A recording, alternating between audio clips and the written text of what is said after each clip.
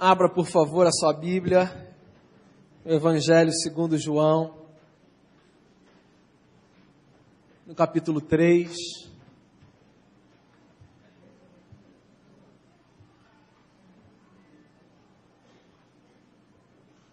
Evangelho segundo João, capítulo 3.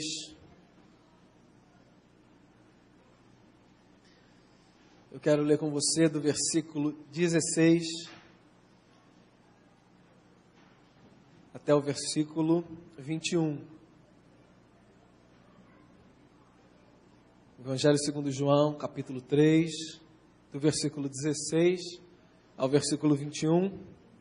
Esse texto diz assim: Porque Deus amou o mundo de tal maneira que deu o seu Filho unigênito, para que todo que nele crê não pereça, mas tenha vida eterna. Porquanto Deus enviou seu Filho ao mundo, não para que julgasse o mundo, mas para que o mundo fosse salvo por ele. Quem nele crê não é julgado. O que não crê já está julgado, porquanto não crê no nome do unigênito Filho de Deus. O julgamento é este: que a luz veio ao mundo, e os homens amaram mais as trevas do que a luz, porque as suas obras eram más. Pois todo aquele que pratica o mal aborrece a luz, e não se chega para a luz, a fim de não serem arguidas as suas obras. Quem pratica a verdade aproxima-se da luz, a fim de que as suas obras sejam manifestas, porque feitas em Deus. Vamos orar? Pai, eu peço ao Senhor que nesse momento o Senhor nos fale pela Tua palavra, e que o Senhor fale a todo o coração aqui presente, que a Tua palavra seja poder para transformar a nossa vida, que a Tua palavra ministrada, Senhor, seja fonte de esperança para corações que precisam de esperança, que seja motivo de renovo das forças para aqueles que se encontram exauridos, Senhor Jesus. Que o Senhor faça, pela Tua palavra, a obra excelente que o Senhor sempre fez e sempre fará quando o Santo Evangelho é ministrado. Que haja fidelidade na exposição da Tua santa lei, que haja coração contrito e quebrantado da parte de quem fala e da parte de quem ouve, e que todos nós sejamos visitados pelo poder do Altíssimo. Que seja assim, no nome de Jesus. Amém. João 3,16 é, de longe, o versículo da Bíblia mais conhecido pelos cristãos, sem sombra de dúvida. Talvez não seja um versículo tão conhecido por não cristãos, mas por aqueles que se chamam pelo nome de Cristo Jesus, por aqueles que são discípulos do Nazareno, sem sombra de dúvida, e de longe, esse versículo, João 3,16, é o versículo mais conhecido. Agora, muito curioso perceber que, justamente por ser o versículo mais famoso entre os cristãos, João 3,16 corre o risco de ser um dos versículos mais negligenciados na sua compreensão. Deixa eu explicar para você a minha afirmação. Às vezes a gente acha que porque a gente conhece palavras, porque foram decoradas por nós conhecemos automaticamente a grandeza do seu conteúdo. E a gente acaba por não se debruçar sobre essas palavras, porque elas já estão fixas na nossa memória. E a gente perde a oportunidade, assim, de conhecer a riqueza e a profundidade de palavras que são conhecidas cognitivamente pela gente, que foram decoradas, mas que às vezes não foram maturadas, não foram absorvidas com propriedade pelo nosso coração e pela nossa mente. Eu não sei se esse é o seu caso com João 3,16. E se eu digo a você que João 3,16 corre o risco de ser um dos versículos mais negligenciados, ainda que um dos mais famosos, que dirá do seu contexto? Poucas são as pessoas que sabem de onde esse versículo majestoso surgiu. De onde nasceram essas palavras de Jesus? De onde nasceu essa frase? Porque Deus amou ao mundo de tal maneira que deu o seu Filho unigênito, para que todo aquele que nele crê não pereça, mas tenha vida eterna. Qual o contexto dessas palavras? Eu quero olhar com você nessa noite para o contexto imediato de João 3,16. Um contexto lindo, uma conversa majestosa que Jesus travou com um homem e que fez com que o mestre evocasse essas palavras tão benditas e que tem ecoado por séculos e por milênios desde que foi proferido. De onde surgiram então essas palavras? Essas palavras surgiram de uma conversa que Jesus teve com um homem chamado Nicodemos. Na minha opinião, foi uma das conversas mais conflituosas internamente que Jesus já travou com alguém. Não pela parte de Jesus, mas pela parte do homem com quem Jesus conversava. João, aqui no Evangelho, diz para a gente que Nicodemos era um dos principais judeus. Ele era um fariseu. Você encontra essa informação no começo do capítulo 3.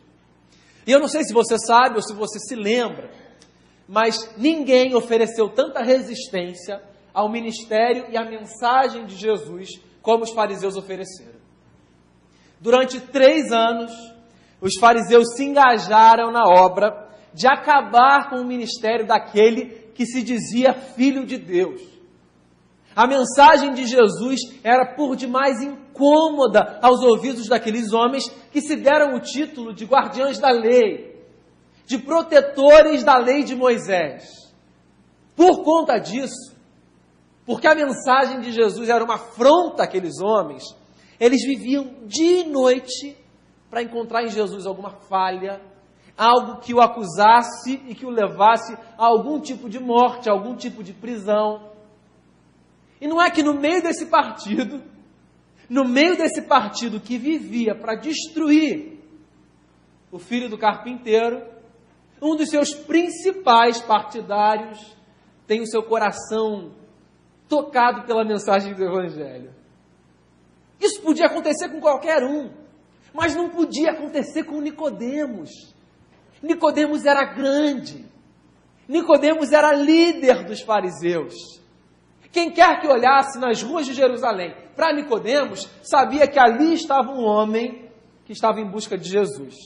Não para se render ao poder da sua mensagem, mas para aprisioná-lo e acabar com a história daquele homem subversivo que vinha perturbando a ordem, não apenas de Jerusalém, mas de toda Israel. Justamente esse homem que tinha armado seu coração com todos os escudos possíveis contra a mensagem de Jesus, teve o seu coração quebrantado. Porque Deus é assim. Deus quebra dos corações mais duros. Porque o Evangelho de Cristo sempre encontra uma brecha na nossa alma para entrar e fazer a limpeza que precisa ser feita. Sempre. Você, homem, mulher, resistente ao poder de Cristo, cuide-se, porque o Evangelho de Cristo está sendo proclamado. E quando ele bater na porta do teu coração com jeito, meu amigo, ele vai mudar a tua história. Porque ele muda. Porque o Evangelho é poder de Deus. É poder de Deus para salvação e transformação de todo aquele que crê. Nicodemos se viu diante de uma crise terrível. Porque ele estava apaixonado pela mensagem de Jesus, mas ele era fariseu. E ele não podia perder a sua imagem diante do povo. E sabe o que é interessante? Nicodemos aparece 3 vezes nos evangelhos. Nas 3 vezes que ele aparece tendo citado o seu nome como alguém que foi se encontrar com Cristo, os evangelistas fazem a menção de Nicodemos, aquele homem que foi ter com Jesus de noite. Ele vivia uma crise existencial terrível. Mostro quem eu sou ou não mostro? Preciso ouvir esse homem. Mas de dia todo mundo vai ver. Eu vou de noite. Porque de noite ninguém me vê. Todo mundo já está em casa. E eu vou ter com Jesus de Nazaré. E Nicodemos, então, foi de noite ao encontro de Jesus. E no meio da conversa de Nicodemos com Jesus, Jesus mostra àquele homem a necessidade que todo homem e toda mulher tem de terem o seu coração transformado, o que Jesus chama de nascer de novo. O que Jesus diz para Nicodemos no começo da conversa é: Nicodemos, meu filho, você é mestre aqui em Israel. Mas eu preciso te dizer que, para que você enxergue o reino dos céus, a tua história precisa começar do zero de novo. E antes que você venha com qualquer gracinha do tipo, como é que eu vou voltar para o ventre da minha mãe? Que foram inclusive as palavras de Nicodemos. Jesus disse, eu estou falando de nascer do Espírito. Eu estou falando de ter a vida toda mexida por dentro. Eu estou falando de começar de novo a história de onde você estiver. É claro que a gente não vai voltar no tempo, Nicodemos, mas o tempo vai parar agora para você ajustar a sua história com a minha. E o teu ponteiro vai ficar igual ao meu. Isso significa nascer de novo. E foi no meio dessa conversa, no meio desse contexto, que Jesus irrompeu com a frase, porque Deus amou o mundo, Nicodemos, de tal maneira que deu o seu Filho unigênito, para que todo aquele que nele crê não pereça, mas tenha vida eterna. Que frase maravilhosa. Tem razão de ser a frase mais conhecida entre os cristãos. É o coração do Evangelho de Cristo Jesus.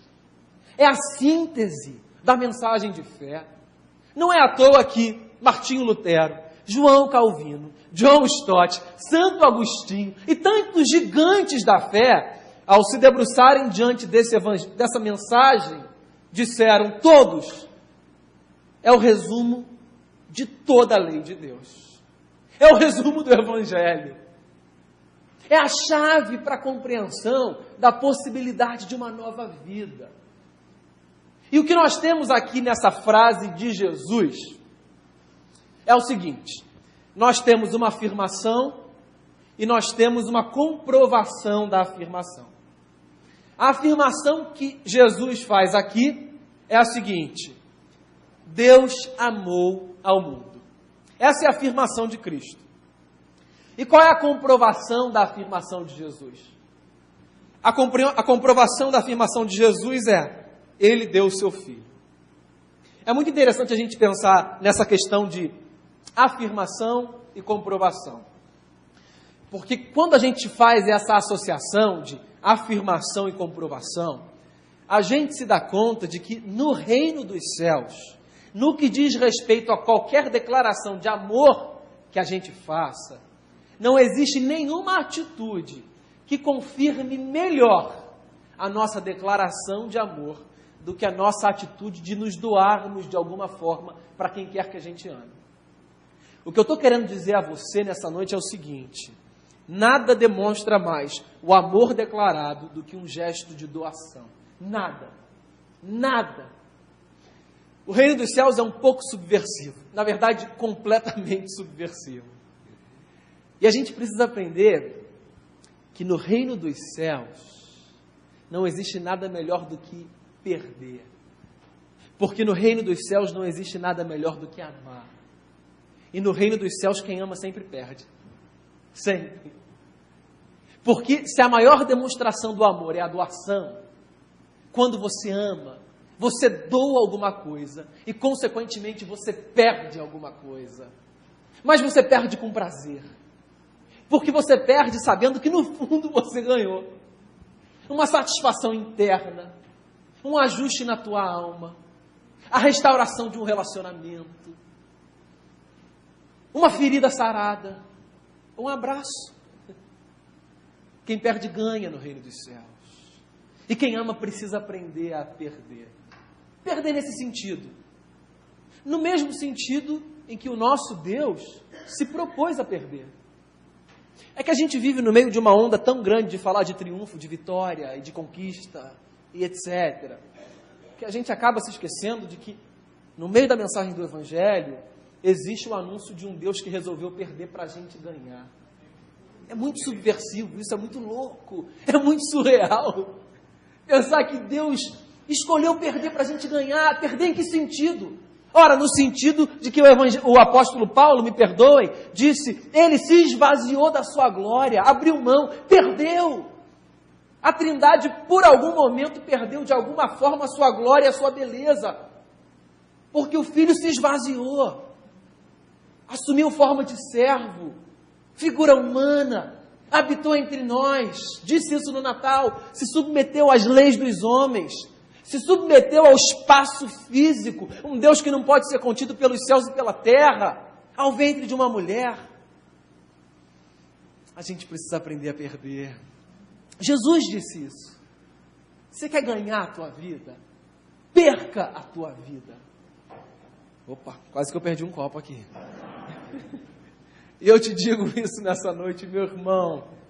Você quer ganhar mais paz? Você quer ganhar mais equilíbrio interno? Você quer ganhar virtude? Você quer ganhar a tua vida? Aprenda a perder. Aprenda a se doar. Aprenda a fazer o que Cristo fez. Aprenda a fazer o que o Pai fez ao entregar o seu Filho. Agora, com muito cuidado. Entendendo que qualquer atitude sua de doação, diretamente a Deus, ou ao próximo, não tem o peso da doação que Deus fez ao entregar o seu Filho por mim e por você. Essa doação já foi feita, e essa conta já foi prestada, e a gente não precisa fazer mais nada, para acertar a nossa relação que havia sido manchada pelo pecado com Deus. Jesus já fez isso. A gente tem de aprender a se doar para que as nossas relações aqui e para que a nossa relação com o nosso Pai que está nos céus seja otimizada. Para que a gente aprenda a ser gente como Jesus de Nazaré foi. Para que a gente aprenda o prazer de ver o sorriso no rosto do próximo, mesmo quando a gente queria que aquele sorriso estivesse no nosso rosto. Para que a gente aprenda a dar um passo para o lado, para que outro passe e a gente veja a satisfação daquele que está passando. Só porque a gente aprendeu com Jesus de Nazaré que nós não fomos feitos para ganhar da forma que nós achamos que fomos feitos o tempo todo. Isso é uma mentira que as pessoas têm falado nos nossos dias. O mundo não é dos vencedores. Não é. No reino dos céus, essa batalha de vencer ou deixar de vencer, ela é uma batalha do departamento de Jesus. Ele já fez isso, já venceu por você. A nossa batalha é contra a gente mesmo. Ajustando as nossas relações, amando, abrindo mão, servindo, botando um avental, que é o uniforme do reino, uma toalha no ombro, pegando a bacia e fazendo o que aquele nazareno maravilhoso fez. Deus amou o mundo de tal maneira que deu seu Filho unigênito para que todo aquele que nele crê não pereça, mas tenha vida eterna. Aí Jesus continua o discurso. E ele continua de uma forma muito maravilhosa.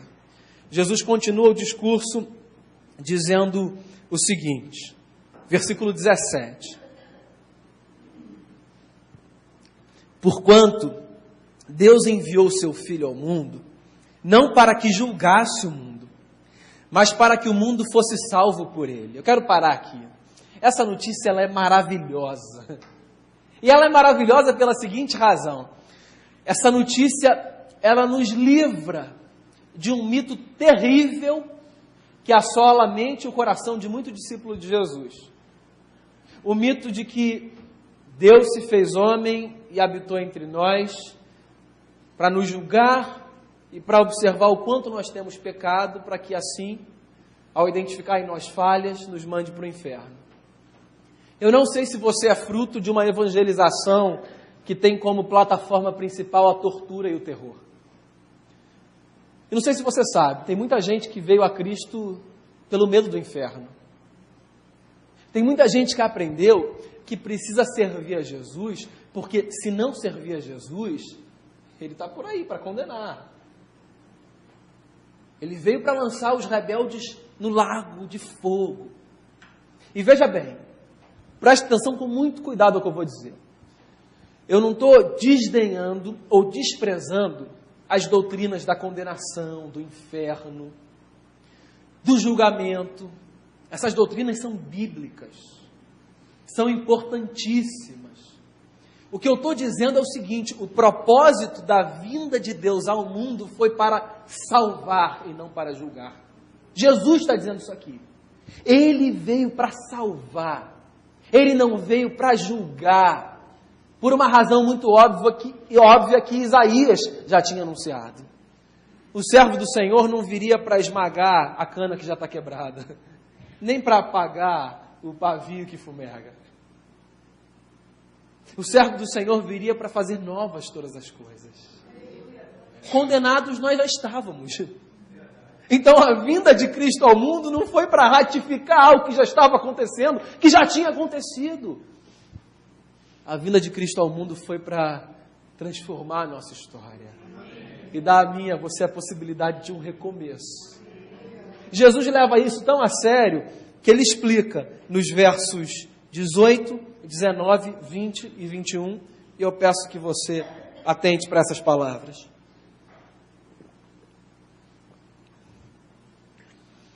Quem nele crê não é julgado. O que não crê já está julgado, porquanto não crê no nome do unigênito de Deus. O julgamento é este, que a luz veio ao mundo e os homens amaram mais as trevas do que a luz, porque as suas obras eram más.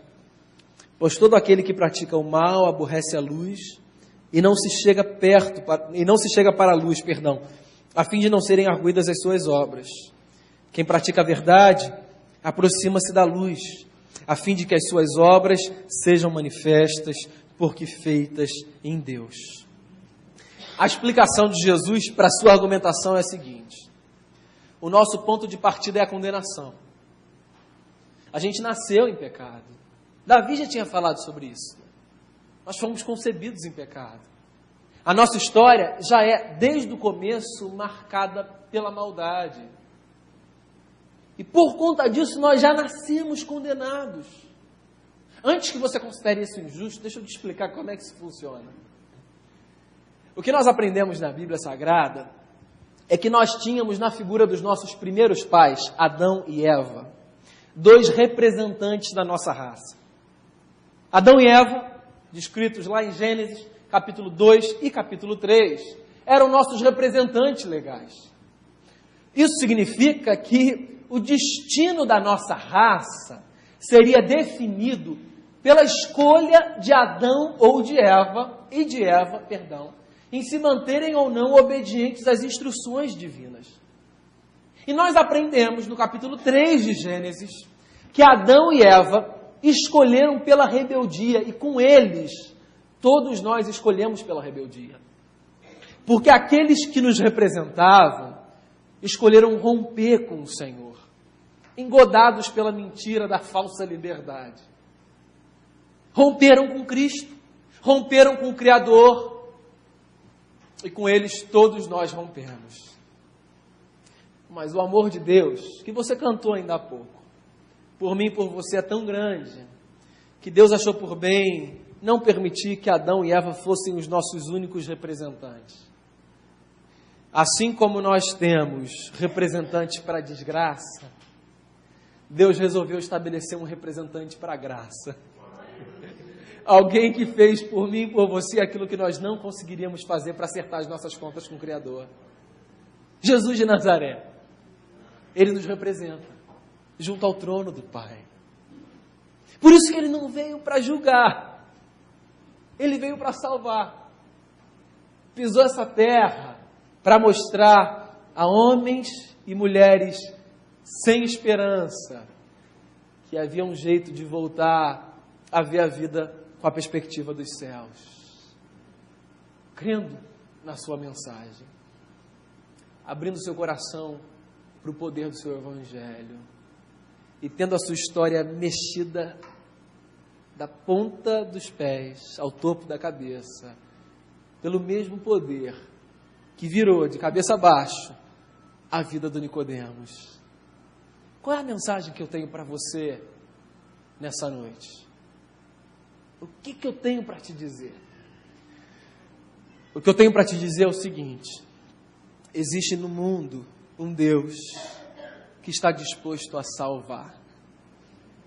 Existe no mundo um Deus que está disposto a dar ao meu coração e ao seu coração a possibilidade de um recomeço. Na verdade, de milhares de recomeços.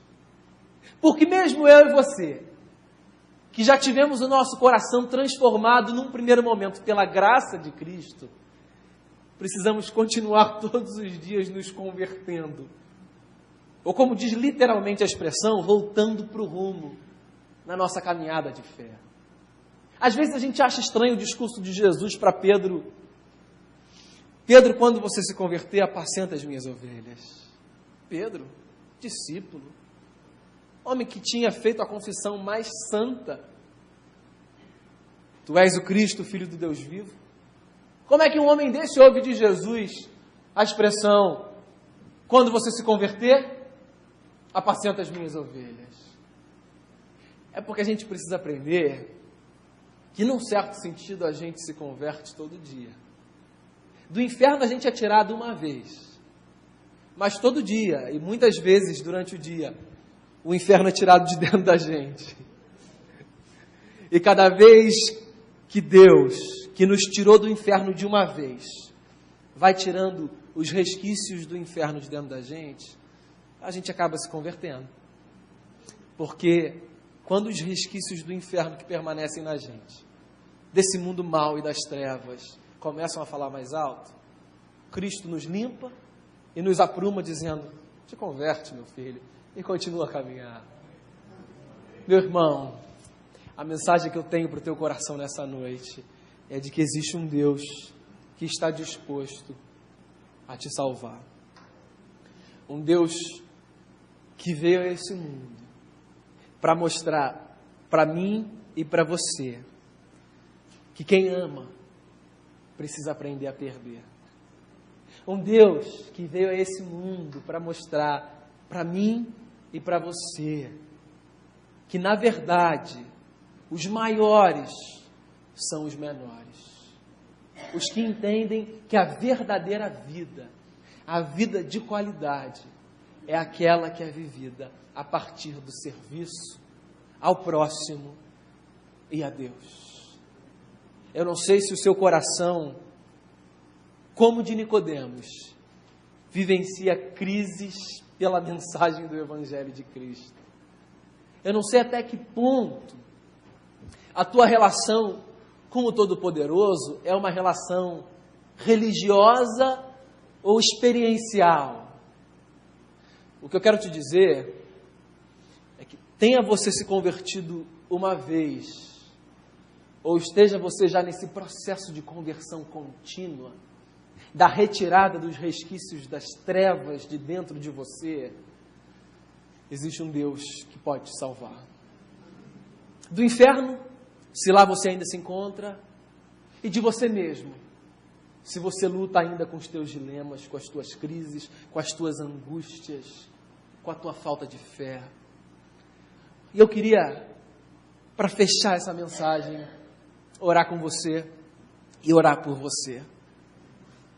E a única razão que eu tenho para orar com você e por você é porque Deus amou o mundo de tal maneira que deu o seu Filho unigênito, para que todo aquele que nele crê não pereça, mas tenha vida eterna. Eu queria que você sondasse o teu coração nesse momento por um instante, com toda a reverência que você tem pela santidade do divino que aqui está. Que você fechasse os seus olhos e abrisse o seu coração e perguntasse a você mesmo, será que eu preciso ser salvo nessa noite? Do inferno em si? Ou dos resquícios do inferno que ainda residem na minha alma? Se a tua resposta a essa pergunta for sim, para qualquer que seja a natureza, vem aqui à frente para eu orar com você. Existe um Deus disposto a te salvar. E não tenha vergonha de dizer ao Senhor, eu preciso, Senhor, ser salvo da minha angústia, eu preciso ser salvo da minha falta de fé, eu preciso ser salvo da minha ansiedade, eu preciso ser salvo de mim mesmo, do meu pecado, eu preciso ser salvo das trevas. Se Jesus não habita aí no teu coração, vem também, não hesite não, não é vergonha dizer a Deus, eu preciso acertar as contas, deixa Deus trabalhar no teu coração, e que seja essa noite uma noite muito especial na tua vida. Enquanto nós ouvimos uma canção tão linda, que é o retrato da mensagem que ouvimos. Eu peço, ore aonde você estiver, aqui na frente ou no seu lugar, ore ao Senhor. Faça desse momento um momento particular teu e do teu Deus, pedindo a Ele, Senhor, salva-me pela tua graça.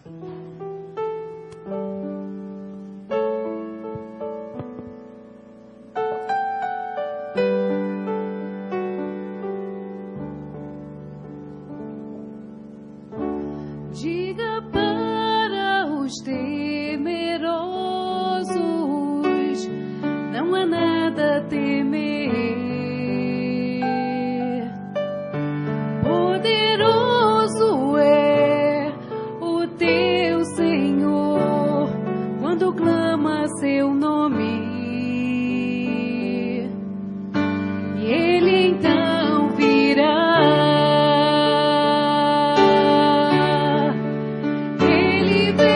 Te salvar, Ele vem para te salvar. Diga ao cansado, o teu Senhor virá. Ele vem para te salvar. Ele vem para te salvar. Ele vem para te salvar. Contempla ao Senhor e te levantarás. Ele vem para te salvar. Senhor Jesus, salva-nos. Salva-nos pelo teu poder. Vieste a esse mundo para que nós pudéssemos ter a nossa história reconciliada com a tua. E não há prova mais significativa de amor do que essa. É de que esse Deus resolveu perder por nossa causa. Perder a glória que tinha para restaurar a nossa vida de uma tragédia que nós mesmos criamos. Se hoje nós vivemos angústias, dilemas, crises existenciais nos nossos relacionamentos, é porque um dia lá atrás nós mesmos escolhemos esse caminho torto. O teu projeto inicial para nós era o projeto da retidão, da perfeição, enquanto criaturas, da santidade. Mas obrigado porque mesmo nos nossos caminhos tortos, a tua graça nos conduz à possibilidade de reconciliação com o Senhor. E por aqueles que vieram aqui como uma primeira manifestação do desejo de reconciliarem-se com o Cristo ressurreto, eu peço, Senhor, tome essas vidas nos teus braços.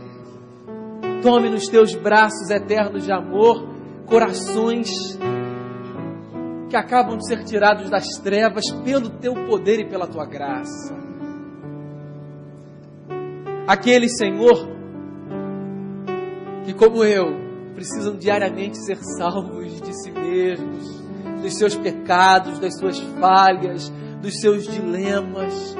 Eu oro, dá-nos a tua graça, dá-nos a tua graça para ajustarmos os nossos relacionamentos e a nossa vida, para vivermos a cada novo dia de uma forma ainda mais santa, que honre o teu nome.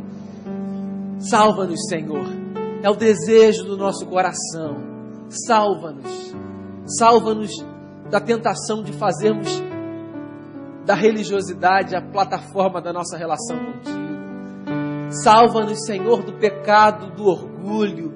Salva-nos, Senhor, da tentação de acharmos que esse mundo é dos vencedores. Esse mundo não é dos vencedores, é de um único vencedor, Jesus de Nazaré, que morreu a nossa morte para que nós vivêssemos a sua vida.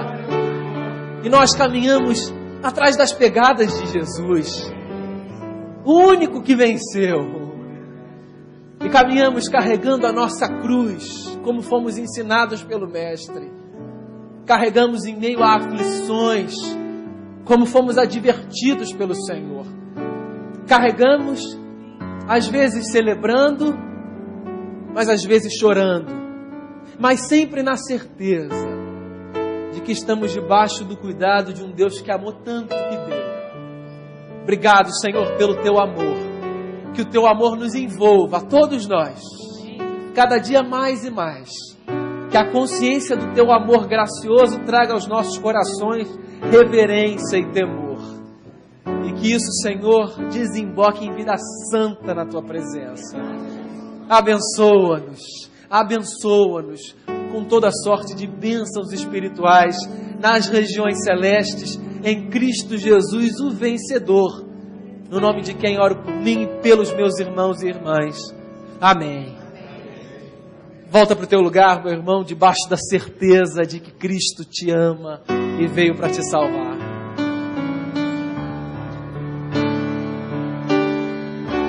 Diga para os abatidos,